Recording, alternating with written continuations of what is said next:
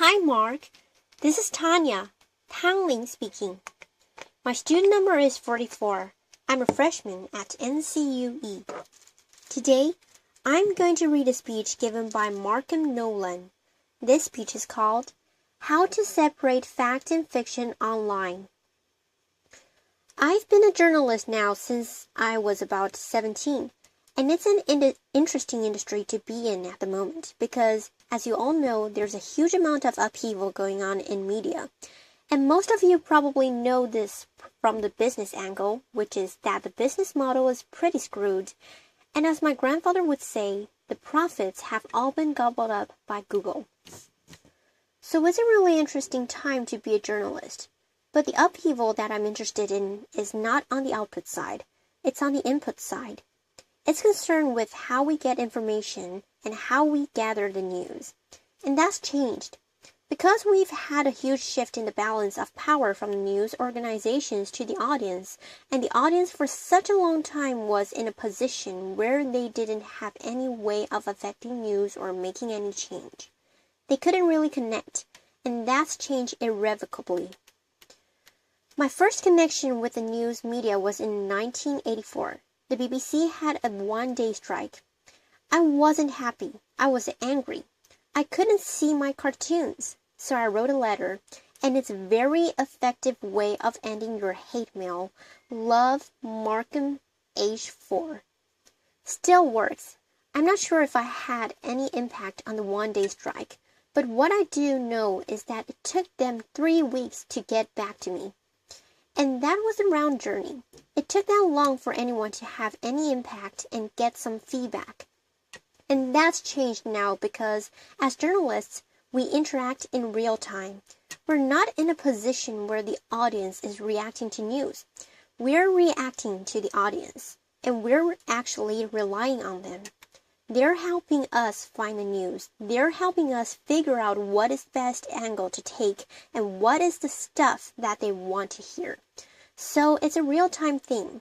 It's much quicker. It's happening on a constant basis, and the journalist is always playing catch-up.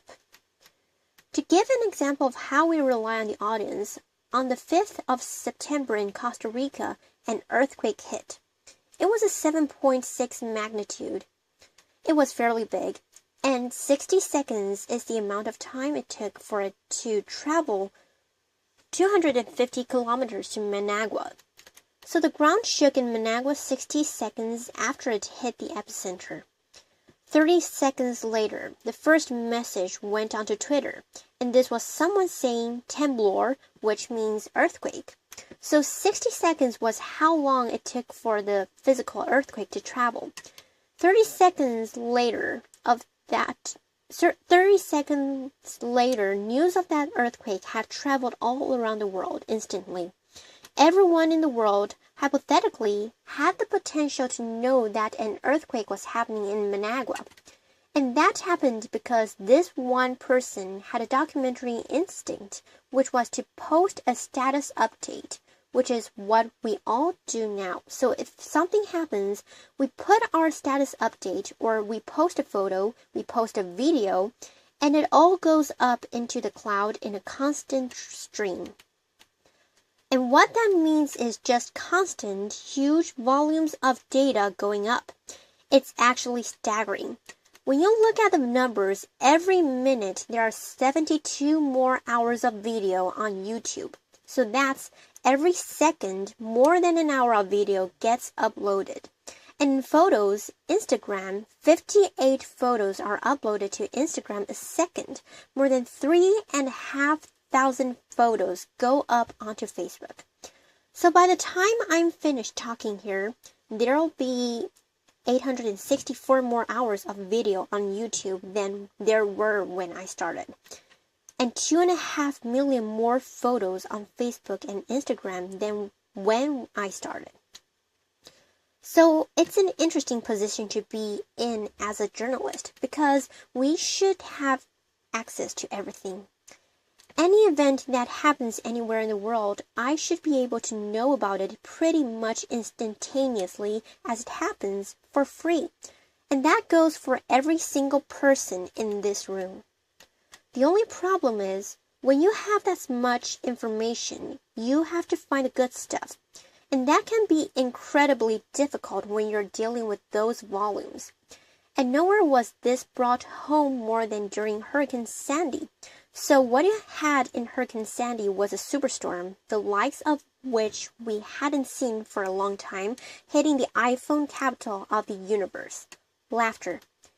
And you got volumes of media like we'd never seen before. And that meant that journalists had to deal with fakes.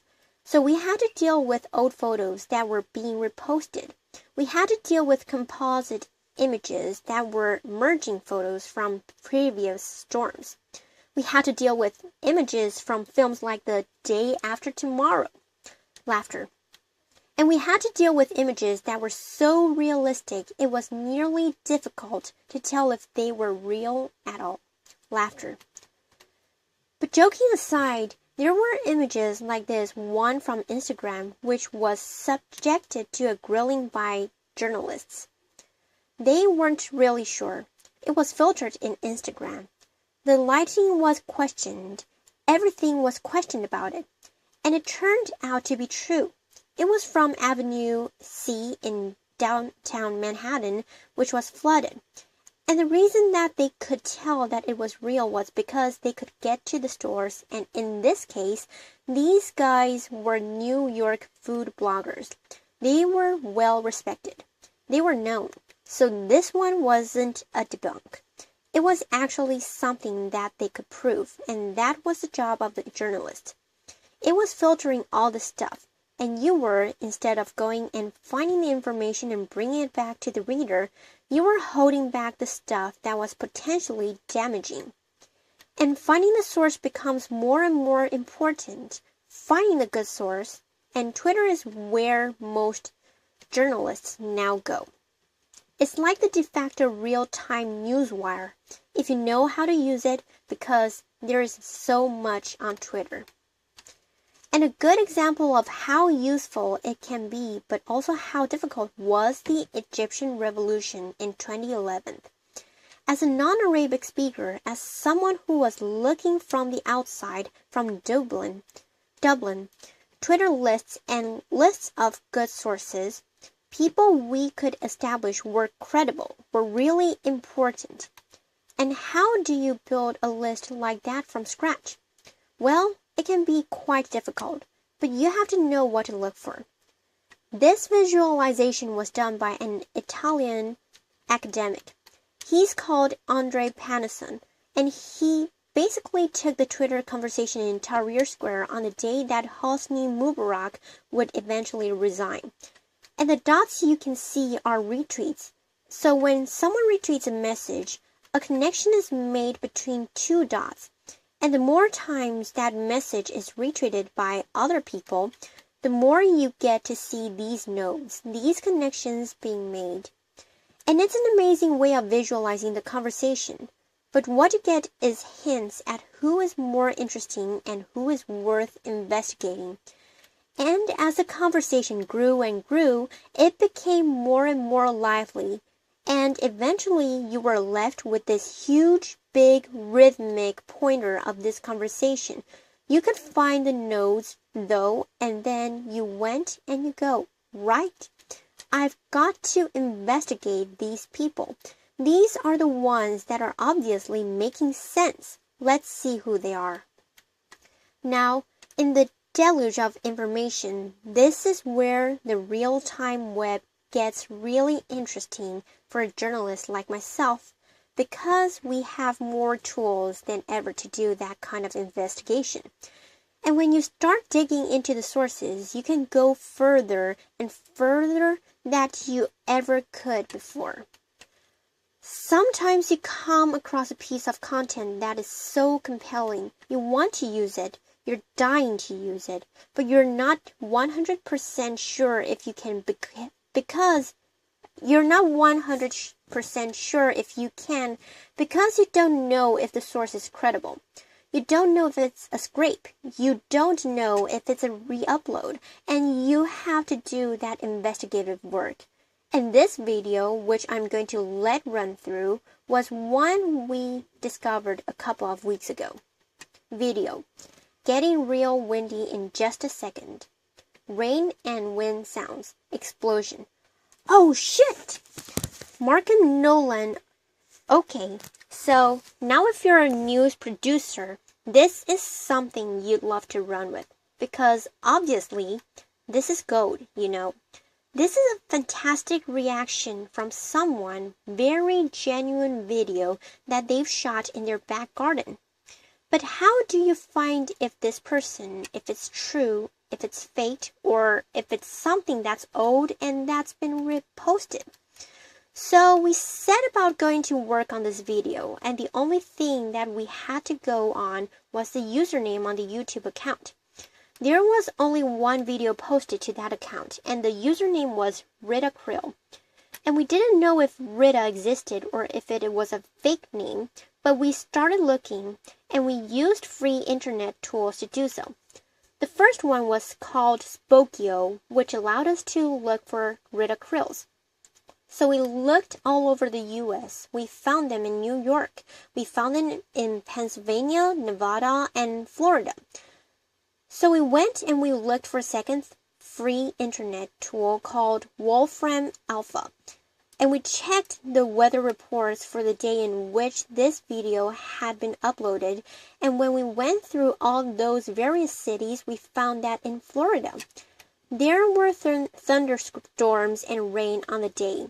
So we went to the white pages and we looked through the Rita Krills in the phone book, and we looked through a couple of different addresses, and that took us to Google Maps, where we found a house. And we found a house with a swimming pool that looked remarkably like Rita's. So we went back to the video, and we had to look for clues that we could cross-reference. So if you look in the video, there's the big umbrella, there's a white willow in the pool. There are some unusually rounded edges in the swimming pool, and there's 2 trees in the background. And we went back to the Google Maps, and we looked a little bit closer, and sure enough, there's the white willow. There are the 2 trees. There's the umbrella. It's actually folded in this photo, little bit of trickery. And there are the rounded edges on the swimming pool. So we were able to call Rita, clear the video, make sure that it had been shot, and then our clients were delighted because they were able to run it without being worried. Sometimes the search for truth, though, is a little bit less flippant, and it has much greater consequences. Syria has been really interesting for us because obviously a lot of the time you're trying to debunk stuff that can be potentially war crime evidence. So this is where YouTube actually becomes the most important repository of information about what's going on in the world. So this video, I'm not going to show you the whole thing because it's quite gruesome, but you'll hear some of the sounds. This is from Hama. Video. Shouting. And what this video shows when you watch the whole thing through is bloody bodies being taken out of a pickup truck and thrown off a bridge. The allegations were that these guys were Muslim Brotherhood and they were throwing Syrian army officers' body off the bridge. And they were cursing and using blasphemous language, and there were lots of counterclaims about who they were and whether or not they were what the video said it was. So we talked to some sources in Hama who we had been back and forth with on Twitter, and we asked him about this. And the bridge was interesting to us because it was something we could identify. 3 different sources said 3 different things about the bridge. They said, 1, the bridge doesn't exist. Another one said the bridge does exist, but it's not in Hama. It's somewhere else. And the third one said, I think the bridge does exist, but the dam upstream of the bridge was closed, so the river should actually have been dry, so this doesn't make sense. So that was the only one that gave us a clue.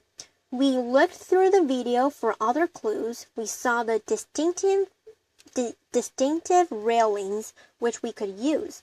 We looked at the curbs. The curbs were throwing shadows south, so we could tell the bridge was running east-west across the river. It had black and white curbs. As we looked at the river itself, you could see there's a concrete stone on the west side. There's a cloud of blood. That's blood in the river. So the river is flowing south to north. That's what that tells me. And also, as you look away from the bridge, there's a divot on the left-hand side of the bank, and the river narrows. So onto Google Maps we go, and we start looking through literally every single bridge. We got to the dam that we talked about. We start just literally going through every time that road crosses the river, crossing off the bridges that don't match. We're looking for one that crosses east-west, and we get to Hama. We get all the way from the dam to Hama, and there's no bridge. So we go a bit further. We switch to the satellite view, and we find another bridge. And everything starts to line up. The bridge looks like it's crossing the river east to west. So this could be our bridge. And we zoom right in. We start to see that it's got a median. So it's a 2-lane bridge. And it's got the black and white curbs that we saw in the video. And as we click through it, you can see someone's uploaded photos to go with the map, which is very handy. So we click into the photos. And the photo starts showing us more detail that we can cross-reference with the video. The first thing that we see is we see black and white curbing, which is handy because we've seen that before. We see the distinctive railing that we saw the guys throwing the bodies over, and we keep going through it until we're certain that this is our bridge. So what does that tell me? I've got to go back now to my 3 sources and look at what they told me. The one who said the bridge didn't exist, the one who said the bridge wasn't in Hama, and the one guy who said, yes, the bridge does exist, but I'm not sure about the water levels. Number 3 is looking like the most truthful all of a sudden, and we've been able to find that out using some free internet tools sitting in a cubicle in an office in Dublin in the space of 20 minutes. And that's part of the joy of this.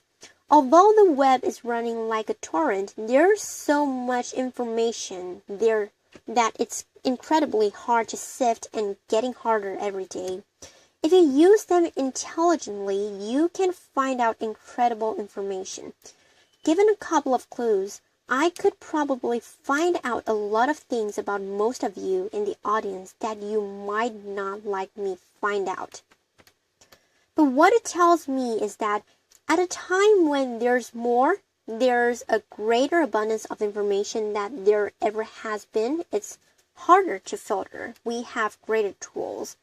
We have free internet tools that help us do this kind of investigation. We have algorithms that are smarter than ever before and computers that are quicker than ever before. But here's the thing. Algorithms are rules. They're binary. They're yes or no. They're black or white. Truth is never binary. Truth is a value. Truth is emotional. It's fluid. And above all, it's human. No matter how quick we get with computers, no matter how much information we have, you'll never be able to remove the human from the truth-seeking exercise. Because in the end, it is a uniquely human trait. Thank you. Thanks very much. Applause. Okay, so this is the end of the speech. Mark, thank you so much for listening, and I'll see you next time. Bye.